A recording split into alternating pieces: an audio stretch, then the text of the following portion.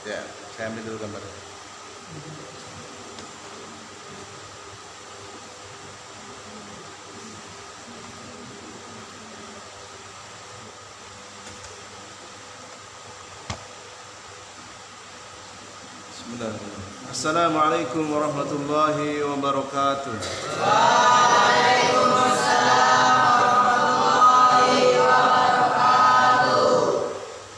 Alhamdulillahi thayyiban mubarakan fih kama yuhibbu rabbuna wa yarda. Ashhadu an la ilaha illallah wahdahu la syarikalah wa ashhadu anna Muhammadan abduhu wa rasuluhu, amma ba'du.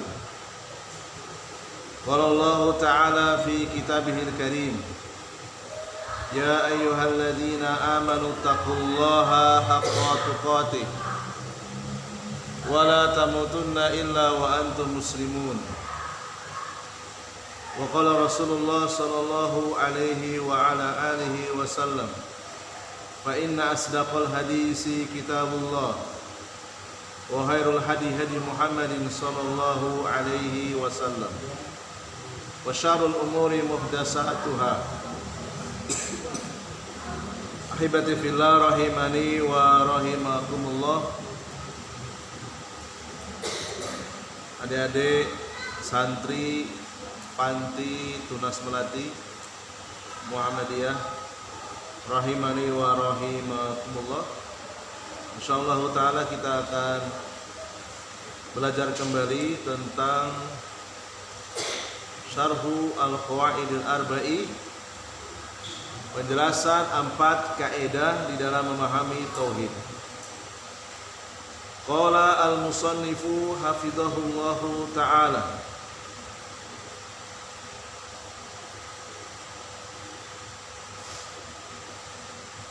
falaisa at-tauhidu huwa al-iqraru bi tauhidi rububiyyati. Tauhid itu bukan hanya pengakuan terhadap tauhid rububiyah saja. Mudah-mudahan kita masih ingat tauhid yang dituntut itu tauhid apa? Tauhid ubudiyah atau uluhiyah. Kama yaqulu dzalika ulamaul kalami wan nudaru fi aqaidihim.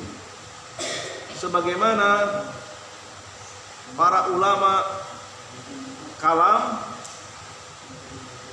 dan ulama nudor,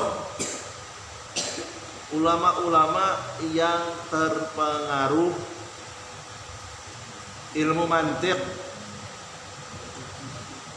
ulama-ulama yang mengedepankan akal daripada dalil. Jadi akal itu berada di depan, dalil Al-Quran dan hadis di belakang.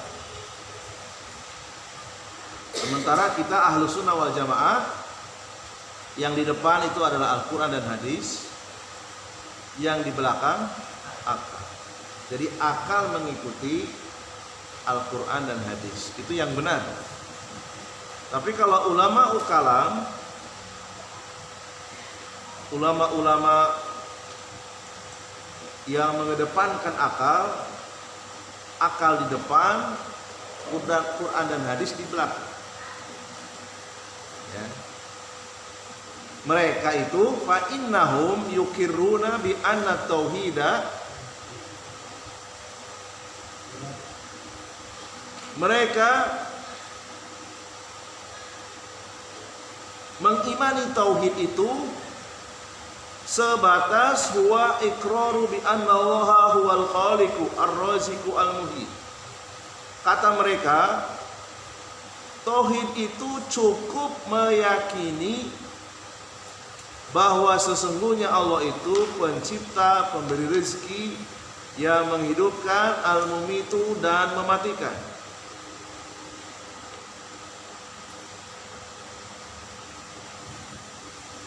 Fayaquluna, mereka siapa? Ulama kalam dan ulama nudor, ulama yang mengedepankan akal daripada dalil. Mereka mengatakan wahidun fi dzatihi la qasima lahu. Allah itu esa di dalam zatnya dan tidak terbagi. Mereka mengatakan wahidun fi sifatihi, esa dalam sifatnya, la sabiha lahu, tidak ada yang serupa dengannya. Wahidun fi af'alihi, esa dalam perbuatannya, la syarika lahu, tidak ada yang setara, tidak ada sekutu baginya. Artinya wa hadza huwa tauhidul rububiyyah. Ini adalah tauhid rububiyah. Dan kita sudah pelajari di pertemuan yang lalu, tauhid rububiyah itu belumlah cukup menjadikan seseorang itu dikatakan muslim. Kenapa? Kalau begitu nggak ada bedanya kita dengan orang-orang kafir yang pernah diperangi oleh Rasul. Mereka pun sama memiliki tauhid rububiyah. Orang-orang musyrik itu kalau ditanya oleh Nabi, siapa penciptamu? Jawabannya Allah. Siapa yang menghidupkanmu? Jawabannya Allah. Jadi kalau nggak ada bedanya, terus bedanya apa muslim dan musyrik? Ya bedanya bukan pada terletak tauhid rububiyah. Justru tauhid rububiyah itu sama dengan muslim. Sama-sama meyakini Allah pencipta, sama-sama meyakini Allah yang menghidupkan dan mematikan. Matikan.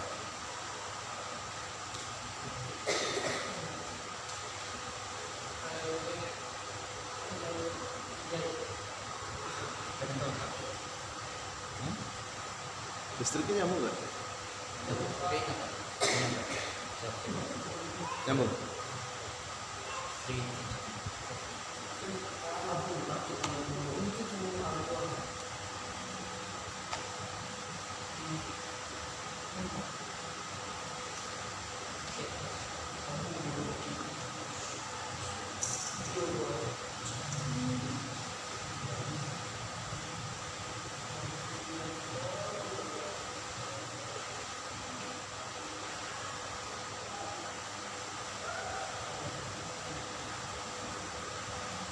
Jadi ulama-ulama kalam sambil menunggu, ulama-ulama nuzur, yaitu ulama-ulama yang mengedepankan akal daripada dalil, mereka itu di dalam memahami tauhid sudah sempurna atau masih kurang? Kurang. Kenapa kurang? Karena untuk menjadikan seseorang muslim itu belumlah cukup kalau hanya sebatas tauhid rububiyah. Nggak cukup. Bisa hidup lagi ya? Alhamdulillah. Tadi kurang ini ya? Kurang ya. Ada yang nyatat kaidah yang pertama apa? Ada yang nyatat? Apa kaidah yang pertama? Bisa dibacakan? Kau akan mengetahui sesungguhnya orang kafir yang diperangi oleh Rasulullah SAW mengimani bahwa Allah Subhanahu Wa Taala pencipta dan pengatur alam semesta, dan sungguh keyakinan orang kafir itu memasukkan mereka ke dalam Islam. Nah, dalilnya? Dalil itu ayat surah ayat Belum ditulis? surah Yunus ayat 31. Surat Yunus ayat 31.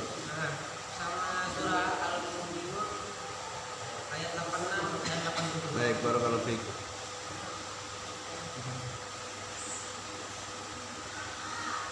Jadi dengan kita mempelajari kaidah yang pertama saja,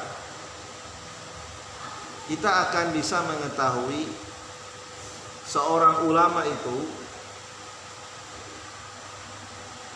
pengetahuan tauhidnya itu lengkap atau kurang lengkap bisa diketahui dari kaidah yang pertama. Misalnya kita bukan bermaksud untuk merendahkan ya, tetapi boleh kita bertanya, maaf Ustadz, maaf Pak Kiai, tauhid itu apa ya? Tanya saja, nggak apa-apa. Karena kita sedang mencari informasi, sedang menggali ilmu. Kalau dia mengartikan tauhid, tauhid itu adalah mengimani Allah itu pencipta. Apalagi Ustaz, Allah itu yang menghidupkan. Apalagi Ustaz, Allah itu yang mematikan, yang memberi rizki, yang mengatur alam semesta. Sudah Ustaz? Ya sudah. Itu sudah tauhid? Ya itu sudah tauhid. Kita perlu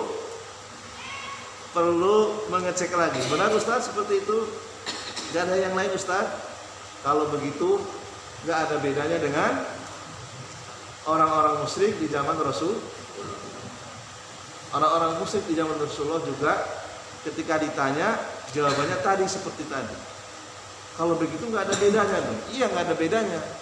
Supaya ada bedanya berarti ada tauhid yang harus dipenuhi, yaitu tauhid ubudiyah atau uluhiyah. Apa maknanya tauhid uluhiyah atau ubudiyah? Pernah saya sampaikan. Ringkasnya bagaimana?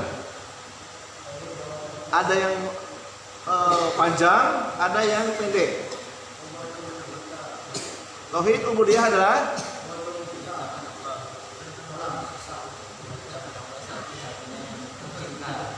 ulangi, menetapkan Allah satu-satunya yang menciptakan. itu tauhid apa namanya? Tauhid rububiyah. Yang saya tanya tauhid ubudiyah atau uluhiyah. Apa singkatnya? Masih ada? Tauhid uluhiyah atau ubudiyah itu berbeda dengan tauhid rububiyah. Tauhid rububiyah itu juga dimiliki oleh orang musyrik. Yang membedakan kita dengan orang musyrik, tauhid ubudiyah atau uluhiyah. Apa maknanya secara ringkas?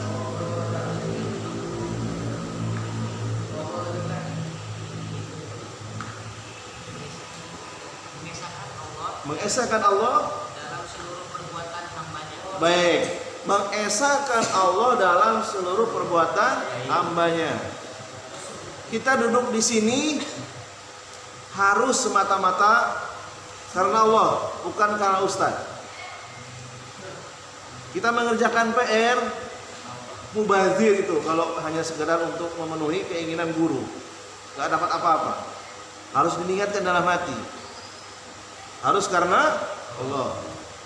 Bahkan kalian, mohon maaf, buang air kecil, buang air besar dengan mengikuti adab-adabnya, membaca Allahumma inni a'udzubika minal khubuthi wal khaba'is, itu kalian sedang berdoa kepada Allah, berlindung dari setan laki-laki dan setan perempuan. Sekedar buang air kecil, sekedar buang air besar, itu kalian sudah melakukan tauhid ubudiyah. Walaupun tidak berdoa tak berdosa. Tapi kalau kalian berdoa, kalian dapat ganjaran mengamalkan sunnah Nabi-Nya. Begitu juga ketika keluar, kalian mengucapkan apa? Keluar dari WC, ghufronaka, dapat pahala lagi. Jadi walaupun kalian masuk ke dalam toilet, masuk dapat pahala, keluar juga dapat pahala. Siapa yang memberikan pahala? Allah Subhanahu wa taala. Karena kalian sudah beribadah, yaitu ibadah sunnah. Itu bedanya kita dengan orang kafir. Orang kafir buang air kecil, buang air besar, asal masuk ke WC, setelah itu keluar nggak dapat apa-apa. Tapi orang muslim, dia buang kotoran, badannya sehat, dia juga mendapatkan pahala, yaitu pahala sunnah.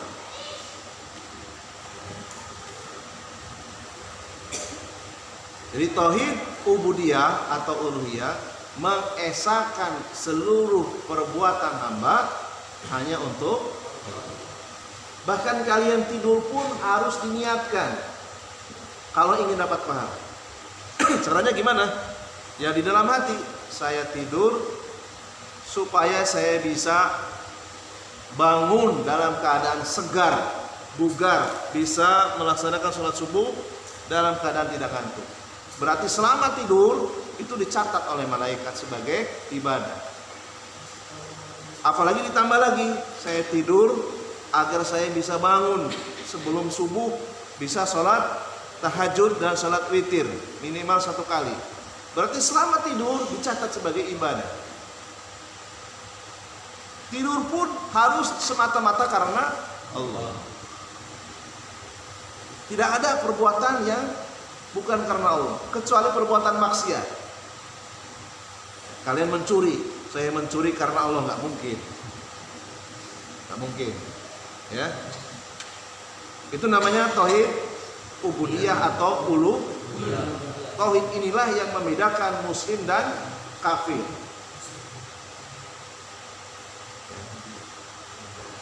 Jadi, bolehkah kita belajar dengan seorang ustadz, seorang kiai? Kalau ditanya tentang tauhid, ternyata jawabannya hanya sampai tauhid rububiyah saja. Boleh tidak? Boleh tidak kita belajar dengannya? Nggak boleh. Ya, kenapa nggak boleh? Karena tidak lengkap. Ya. Konsekuensinya sangat besar, ya. Konsekuensi itu apa artinya? Akibatnya sangat besar. Kalau kita hanya mencukupkan dengan tauhid rububiyah saja, ada orang ke masjid pakai sarung, pakai peci, ikut sholat berjamaah. Kita tanya, siapa yang menciptakanmu? Allah. Yang ngasih rezeki kamu Allah. Lalu kemudian kita melihat dia datang ke kuburan, berdoa kepada mayat. Kalau hanya menggunakan tauhid rububiyah, dia itu muslim. Kan dia sudah mengakui penciptanya Allah, sudah cukup. Gak peduli dia berbuat syirik atau tidak, gak peduli. Gak disaring. Paham gak disaring? Artinya selama dia mengakui penciptanya Allah, dia muslim. Walaupun dia berbuat syirik. Tapi kalau tauhid uluhiyah, tauhid ubudiyah gak bisa. Seseorang itu dikatakan dia telah mencapai tauhid uluhiyah atau ubudiyah kalau dia melakukan sesuatu apapun harus karena Allah. Dia pergi ke kuburan, dia meminta kepada mayat. Perbuatan berdoa kepada mayat itu termasuk karena Allah atau bukan? Bukan. Dia meminta kepada selain Allah. Berarti dia sudah membatalkan tauhid ubudiyahnya. Kalau orang yang seperti itu, apakah dia pantas dikatakan muslim? Tidak pantas. Yang mengatakan tidak pantas siapa? Al-Quran sendiri. Rasulullah menanyakan kepada orang-orang musyrik. Jawaban orang-orang musyrik hanya sebatas tauhid rububiyah. Saya ulangi lagi ya, naik ke atas sedikit.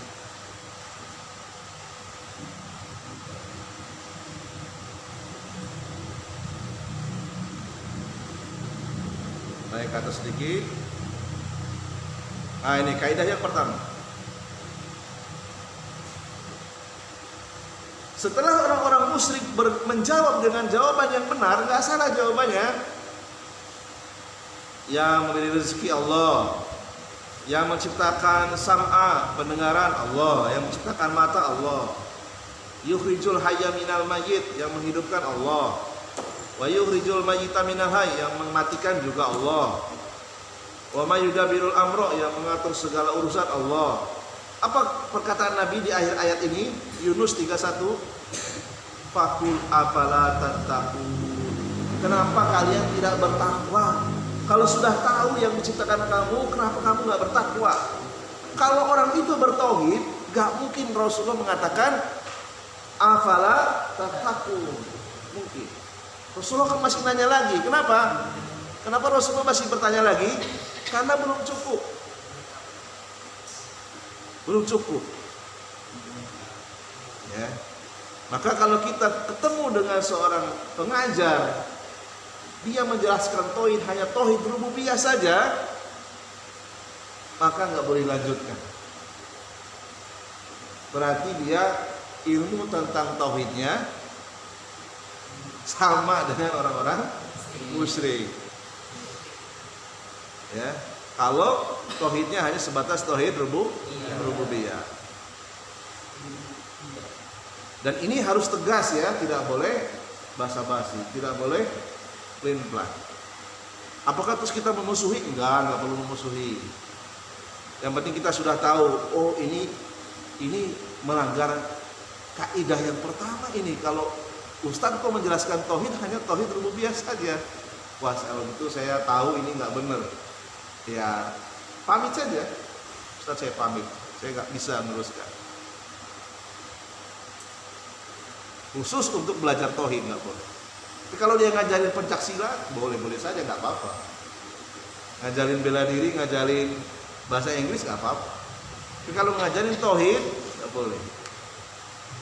Karena kita sudah tahu kaidah yang pertama. Ya. Dan ternyata kaidah yang pertama ini tauhid rububiyah juga ada di dalam pemahaman siapa tadi? Ulama kalam. Ulama nudor. Siapa ulama kalam tadi? Ada yang masih ingat ulama kalam apa? Ulama yang mengedepankan apa? Ulama kalam adalah ulama yang mengedepankan akal. Al-Quran dan hadis di belakang. Kalau ahlu sunnah wal jamaah mengedepankan dalil, betul. Mengedepankan Al-Quran dan hadis. Akal di belakang, Al-Quran di depan, hadis di depan. Itu yang benar. Kalau ulama kalam tidak, akal di depan, Quran dan hadis diletakkan di belakang. Kalau nggak cocok dengan akalnya ditolak. Nah itu ulama kalam. Akal lebih tinggi daripada Al-Quran. Nah itu nggak benar. Ya, makanya disebut ulama ukalam. Baik, kita kembali lagi. Mudah-mudahan tidak ngantuk ya. Udah jam 9. Ya. Tadi saya nunggu kalian supaya kumpul semua gitu. Jadi saya keluar dulu cari angin biar segar. Balik lagi, sudah kumpul baru saya buka gitu. Jadi kalau belum kumpul saya nggak bisa. Ya. Jadi mudah-mudahan besok lebih disiplin lagi ya.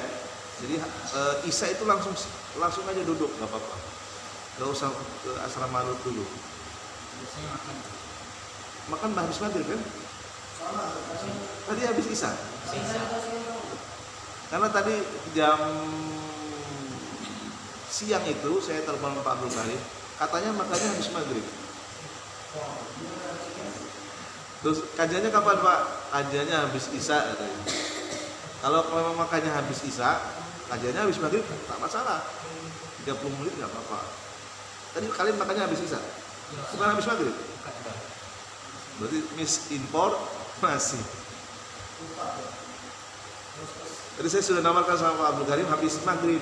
Kalau memang habis Isya maka kalian sudah teler semua nih dengan ngantuk jam 9. Yang ngantuk boleh cuci muka lah. Ya. Kan besok libur ya. Cuma apa namanya? Upacara ya. Saya pun besok upacara juga di kampus. Gitu ya. Nah, ini kesalahan ulama kalam atau ulama nudor ya. Jadi pemahaman mereka itu ternyata tauhidnya baru sebatas tauhid rububiyah. Kemudian penulis kitab ini Syekh Shalih Al Fauzan, beliau memberikan nasihat kepada kita. Kalau nggak percaya, irji'u ila. Beliau memberikan syarat, silahkan cek. Nah, kata beliau, ayyi kitabin min kutubi ulama kalam. Silahkan kalau nggak percaya cek sendiri dari kitab-kitab para ulama kalam. Tajiduhum, kalian akan mendapatkan bukti la yahrujuna an tauhidi rububiyyati. Tauhid yang mereka jelaskan sebatas tauhid rububiyah saja, tidak keluar dari itu.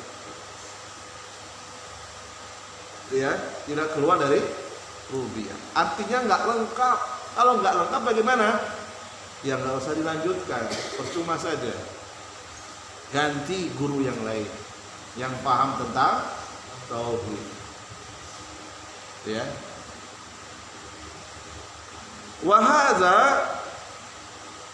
laisa huwa at-tauhidul ladzi ba'atsallahu bihi ar-rusula. Tauhid rububiyah itu bukanlah tauhid yang menjadi tujuan Allah mengirimkan para nabi dan para rasul. Bukan itu tujuan. Karena kalau cuma tauhid rububiyah nggak ada bedanya. Muslim dan kafir harus ada beda dong. Kafir ke neraka, muslim ke surga. Tauhidnya harus beda. Dan tujuan Allah mengirim para rasul, mengirim para nabi, bukan hanya sampai tauhid rububiyah saja. Wal iqraru bihadza wahdahu, kalau kita mengakui tauhid rububiyah saja, la yanfa'u sahibahu, tidak memberikan manfaat kepada orangnya. Ya, nggak ada manfaatnya. Ustaz, tapi kan kita sholat Ustaz. Iya, kita sholat. Kita puasa Ramadan. Iya. Kita bayar zakat. Iya. Kita haji. Iya. Tapi kalau masih belum meninggalkan kesyirikan dengan orang-orang musyrik, dengan orang-orang kafir, terus bedanya apa? Nggak ada bedanya. Sholatnya batal. Ya, kita sholat 5 waktu rajin. Tapi kita masih meminta bantuan dukun misalnya. Dukun bersekutu dengan jin. Batal sholatnya. Ya kan? Kita berpuasa di bulan Ramadan. Tiba-tiba setelah lebaran kita minta berdoa kepada mayat. Batal puasanya. Ya. Batal puasanya. Walaupun dia bertauhid rububiyah. Kenapa? Karena dia belum mencapai tauhid ubudiyah atau uluhiyah. Ya. Li'anna hadza, sungguh kalau hanya sampai tauhid rububiyah saja, aqarra bihi al-musyrikuna, orang-orang musyrik juga menetapkan rububiyah. Wa sanadidul kafaroti, dan orang-orang kafir yang lainnya juga sama, mereka memiliki tauhid rububiyah. Walam yuhrijuhum minal kufri, dan tauhid rububiyah saja tidak mengeluarkan mereka dari kekafiran. Walam yudhilhum, dan tidak akan memasukkan mereka fil Islam, ke dalam Islam. Fahadza golatun azim. Jadi kalau kita mempelajari ilmu tauhid dan mengamalkannya sebatas tauhid rububiyah saja, golatun azimu, ini kesalahan yang sangat besar dan sangat berbahaya. Nanti kita akan cuek dengan kesyirikan. Nggak apa-apa, jangan dilarang dia minta kepada mayat. Nggak usah dilarang, nggak usah diganggu. Kan dia masih muslim. Gitu nanti ujung-ujungnya begitu. Kita nggak bisa seperti itu. Kalau kita punya keluarga, entah itu dari jalur ayah, dari jalur ibu, kalau dia masih berbuat syirik, masih beribadah kepada selain Allah, kita harus punya kecemburuan. Cemburu karena Allah termasuk ibadah. Saya nggak mau Allah diduakan. Saya nggak mau Allah disekutukan. Sampaikan kepadanya. Tinggalkan perbuatan syirik. Kenapa? karena akan membatalkan seluruh ibadah-ibadah yang lain. Kalau belum meninggalkan kesyirikan, berarti tauhidnya nggak ada bedanya dengan tauhid orang-orang musyrik yang diperangi oleh Rasulullah. Orang-orang musyrik juga mereka sholat, walaupun sholatnya mengikuti syariat Nabi sebelumnya. Bahkan orang-orang musyrik di zaman Rasulullah itu menunaikan ibadah haji, mengikuti syariat Nabi Ibrahim. Tetapi hajinya tidak diterima, sholatnya tidak diterima. Mereka juga rajin sedekah, rajin membantu orang-orang yang tak punya, tetapi sedekahnya ditolak karena belum mencapai tauhid ubudiyah, belum mengesahkan Allah dalam seluruh perbuatan-perbuatan. Ada sebagian perbuatannya yang dia tujukan kepada selain Allah. Ya. Faman i'taqada hadzal i'tiqada ma zada ala i'tiqadi Abi Jahlin wa Abi Lahabin. Orang yang memiliki keyakinan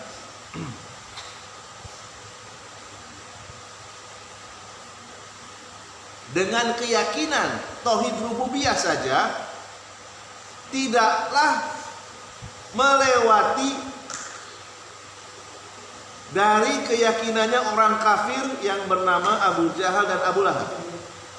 Mau kita disamakan dengan Abu Jahal dan Abu Lahab? Tentu kita nggak mau dong. Kita pengennya disamakan dengan akidahnya Abu Bakar, Umar, Utsman, Ali. Siapa lagi? Sa'ad bin Abi Waqqas, Zubair, Abdurrahman bin Auf. 10 orang yang dijamin masuk surga. Sa'ad bin Abi Waqqas dan seterusnya, ribuan sahabat yang lainnya. Ya, yang mereka seluruhnya mengesahkan Allah dalam seluruh perbuatannya. Sedangkan Abu Jahal, Abu Lahab, mereka masih berdoa kepada selain Allah yang terkenal namanya Lata, Uzza, Manat. 3 berhala yang paling terkenal. Falladhi alaihi al-ana ba'dul musakkifina huwa takriru tauhid rububiyyati faqat. Sebagian orang-orang yang dikatakan pengetahuan agamanya itu luas, titelnya sarjana, titelnya master, titelnya doktor, sekolahnya tinggi, atau dia mondoknya puluhan tahun, ya. Kalau dia hanya sampai kepada pemahaman tauhid rububiyah saja, wala yataqarrabuna ila tauhidil uluhiyah, dan dia tidak mencapai tauhid uluhiyah, kata penulis hafizahullah taala, wa hadza ghalatun adimun fi musammat tauhid. Berarti dia memiliki kesalahan yang sangat besar dalam memahami tauhid. Terus bagaimana Ustaz kalau saya berhadapan dengan orang yang seperti itu?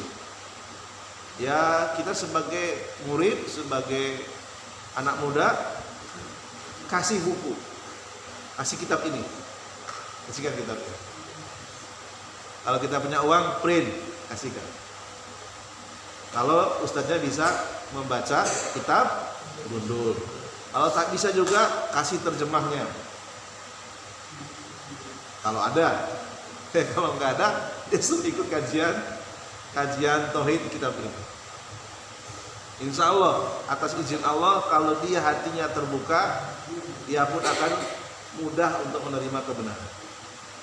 Ya, kata penulis, banyak orang-orang musakifin, orang-orang yang gelar akademiknya tinggi, tetapi mungkin dia dulu belajar tauhidnya belum ketemu dengan guru yang lengkap ilmu tauhidnya, belum lengkap, sehingga dia pun ikut-ikutan dengan guru sebelumnya.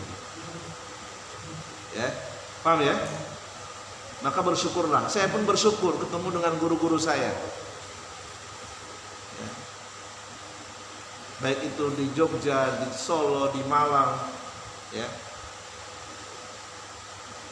Alhamdulillah saya mendapatkan nikmat yang sangat besar. Saya bisa paham tentang apa itu tauhid rububiyah, apa itu tauhid ubudiyah, dan saya teruskan kepada kalian. Begitu juga saya ajarkan kepada keluarga saya sendiri. Wa amma syirku, dan adapun syirik, syirik menurut siapa ini? Menurut ulama kalam.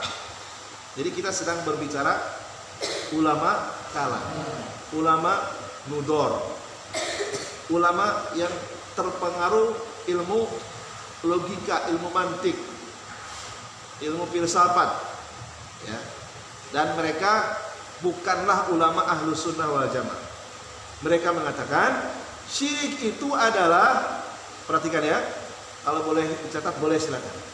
Syirik menurut ulama kalam,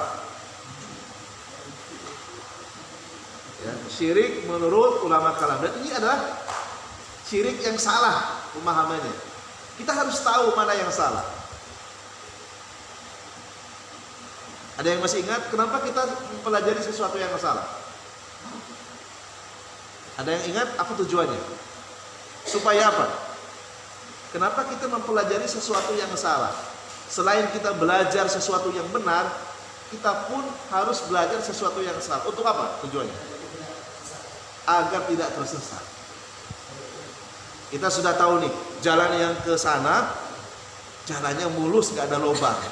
Jalan yang ke sebelah kiri itu banyak tikungan tajam, banyak lubang, banyak jurang. Kita milih yang mana? A atau B? Pilih yang A. Kita tidak akan memilih yang B, yang berbahaya. Nah, sekarang kita harus tahu pengertian syirik menurut ulama kalam. Boleh dicatat. Walaupun ini salah, kita harus paham. Huwa anta takida anna ahadan yahluku ma'allahi au yarzuku ma'allahi. Syirik menurut ulama kalam adalah meyakini ada selain Allah yang menciptakan,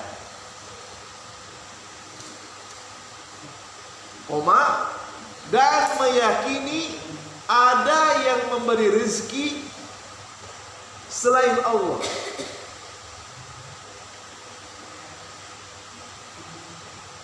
Ini syirik menurut siapa?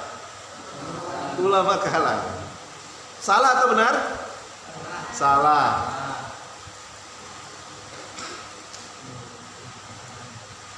Bagaimana kita menerangkan kalau ini salah? Kalimat berikutnya. Naqulu, kita jawab. Hadza ma qalahu Abu Jahlin wa Abu Lahabin. Ya. Kalau mengatakan syirik itu adalah beriman ada pencipta selain Allah, ada pemberi rezeki selain Allah, Abu Jahal orang kafir, Abu Lahab orang musyrik, gak pernah mengatakan syirik seperti itu. Bahkan sebaliknya, Abu Lahab dan Abu Jahal itu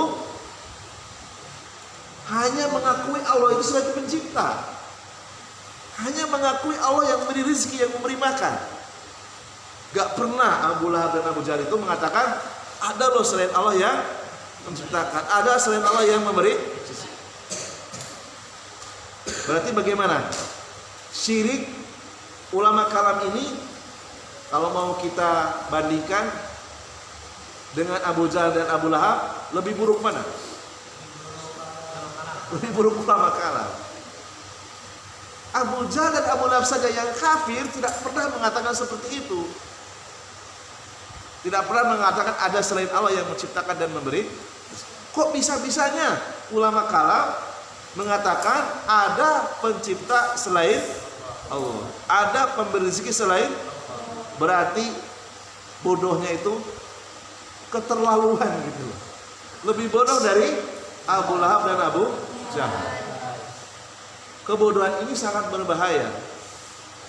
Makanya kita harus paham supaya kita jangan ikut-ikutan ulama kalam. Supaya kita tidak memilih jalan yang banyak lubangnya. Kita cari jalan yang aman.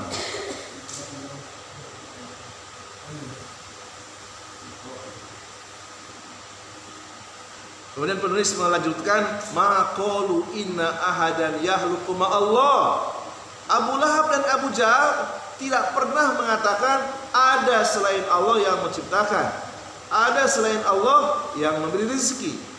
Balhum, bahkan keduanya, Abu Lahab, Abu Jahal dan orang-orang kafir lainnya, mukirruna bi anallahu wal khaliqu ar-raziqu al-muhyi al-mumit. Mereka beriman bahwa Allah satu-satunya yang menciptakan, memberi rezeki, yang menghidupkan dan mematikan. Berarti kesalahannya sangat fatal. Ya, pengertian syirik ulama kalam itu sangat fatal, sangat berbahaya. Ya.